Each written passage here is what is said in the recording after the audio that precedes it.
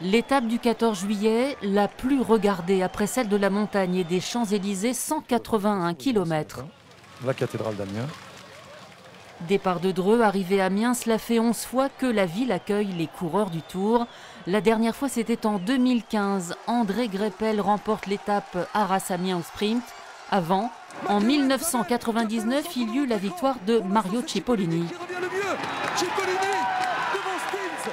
Christophe Capel, le Picard, est 8e, Jimmy Casper, 11e. J'ai pas eu de chance, j'ai failli un peu chuter aux alentours des 350 mètres. Ça m'a fait perdre une bonne longueur et après j'ai perdu contact avec le sprint.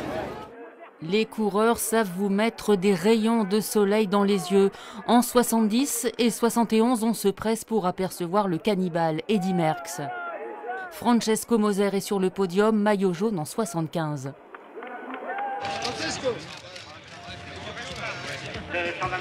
Cette année-là, Amiens est ville de départ comme elle l'a été à 9 reprises. En 79, le grand favori, c'est Bernard Hinault. Il n'a que 25 ans et va gagner le Tour pour la deuxième fois. Interviewé devant la Maison de la Culture, c'est un beau spectacle pour les curieux. Vous avez relégué maintenant Zotomel qui a une 18, alors qui craignez-vous maintenant ?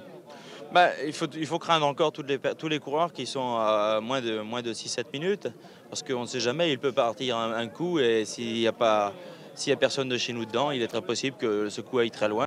Mais les liens de la ville avec le vélo sont anciens. 30 juillet 1932, Amiens accueille pour la première fois la 20e étape, la veille du Parc des Princes. À l'époque, entre 1903 et 1967, ça n'était pas sur les champs.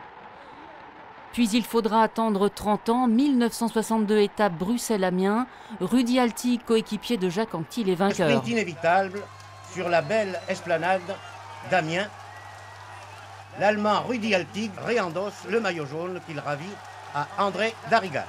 Vue de la Tour Perret, voici Amiens, lieu de départ de la 4e étape du Tour. Amiens-Le Havre, 196 km. Les Amiénois ont la culture vélo. Au-delà de la compétition, c'est une immense fête dans les rues d'Amiens. On se réjouit d'apercevoir les stars, populaires, accessibles. Le plus célèbre, c'est lui.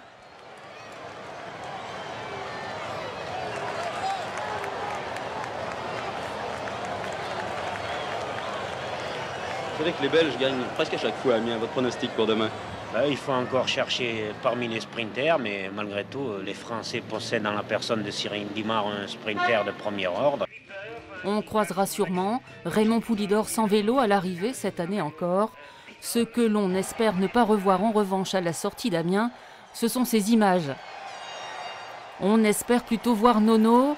Arnaud démarre prétendant légitime aux victoires d'étape. Il y en aura 8 sur ce Tour, dont celle d'Amiens. Le coureur de 26 ans est prêt, physiquement et mentalement. Suspense, à qui le tour? Allez Nono!